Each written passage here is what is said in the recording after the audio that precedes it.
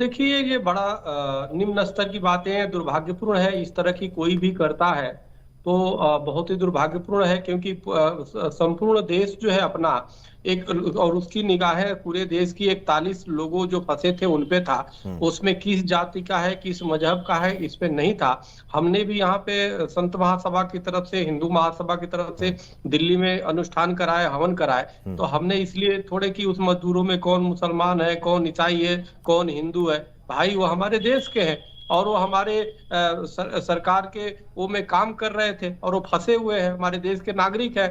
तो इसलिए हर व्यक्ति का एक कर्तव्य होता है, हर धर्म और मजहब का, कि हर व्यक्ति को प्रार्थना करना चाहिए। हुँ, अब इसमें मजहबी एंगल जो लाता है ये जिहादी सोच है और इस तरह की सोच घृणित है कि यहाँ भी जो देखने लगे अपनी मजहब और जाति को लेकर के करे, तो इससे बड़ा दुर्भाग्यपूर्ण कुछ नहीं होगा। संपूर्ण टीम को बहुत-बहुत बधाई है। सरकार ने बहुत अच्छा कार्य किया, शासन प्रशासन सब लोग मुस्तैद रहे।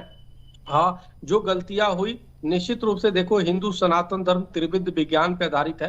पहला भौतिक विज्ञान जो भौतिकता के बारे में ज्ञान कराता है और यही कराता है कि कैसे हम चले, कैसे बैठे, कैसे धनोपार्जन कैसे करें, कैसे हम कोई चीज़ का विकास करें तो किस सीमा तक करें, किसी को बिना क्षति पहुँचाए। दूसरा है जीव विज्ञान जो जीव का ज्ञान कराता है, हम कौन है और संपूर्ण प्राणी कौन है। और तीसरा हमें ब्रह्म विज्ञान जो ब्रह्म से हमें साक्षात्कार कराता है। तो त्रिविध विज्ञान पे आधारित है। बहुत लोग सनातन धर्म को क्या-क्या साबित करने में, कोई तो डेंगू कोई क्या-क्या कहता है, स्टालिन 2 ने कहा। तो इसलिए उस तरह के विचार भी है, तो सनातन से इसलिए वो करते हैं कि सनातन जो है अपने आप में, इसको किसी ने स्थापना थोड़े किया। सनातन तो आदि अनंत से है, जिसकी कभी किसी ने स्थापना नहीं किया और जिसका कोई अंत नहीं है, यानी अनंत है। आप देखो विदेशों में यहाँ पे लोगों को प्रणाम करने की अभी तमीज़ भूल चुके हैं। आप इस्कॉन में चले जाओ, वहाँ के विदेश के लोग देखो वो दंडवत प्रणाम करते हैं। उन चोटी नहीं, वो चोटा रखते हैं, बड़े-बड़े चोटा। और सनातन धर्म में हरे रामा हरे कृष्णा में मस्त रहते हैं। तो पूरे देश दुनिया सनातन धर्म की लोहा मान रही है।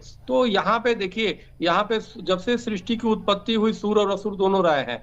तो रावण रावण था तो राम भी आए, कंस था तो भगवान कृष्ण भी आए। तो इसलिए ऐसे लोग आते हैं और इनको इन धर्म के द्वारा ये फिर समय के साथ चले जाते हैं। जब अंधकार है तो उसके अंधकार को समाप्त प्रकाश से ही किया जा सकता है। तो इसी प्रकार से कोई नास्तिकता फैला रहा है तो अपने सनातन रूपी आस्तिकता से वो समन हो जाएगा, उस नाश हो जाएगा उसका।